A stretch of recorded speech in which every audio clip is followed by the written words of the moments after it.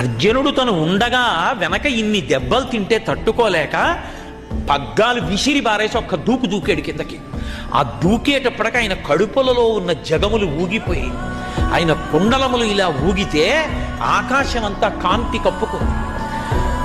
గబగబా చక్రం చేత్తో పట్టేసుకున్నాడు. పట్టనన్నవాడు పరిగెత్తుకుంటూ వెళ్ళిపోతున్నాడు భీష్ముడు రథం దగ్గరికి. పైన వేసుకున్నటువంటి బంగారు రంగు ఉత్తరీయం జారి కింద పడిపోయింది. అర్జునుడు ధనస్సు విడిచిపెట్టి కిందకి దూకి, బావా బావా, అర్జునుడు చేతకాని వాడైతే కృష్ణ పరమాత్మ చక్రాయుధం పట్టాడని లోకం చెప్తుంది బావా, కోపం తగ్గించుకో, వదిలేయి వదిలేయి వదిలేయి అని వెంటపడి చేయి పట్టుకుంటుంటే, నేను నీ రథంలో ఎదురుగుండా ఉండగా నిన్ను కొడతాడా అంతా?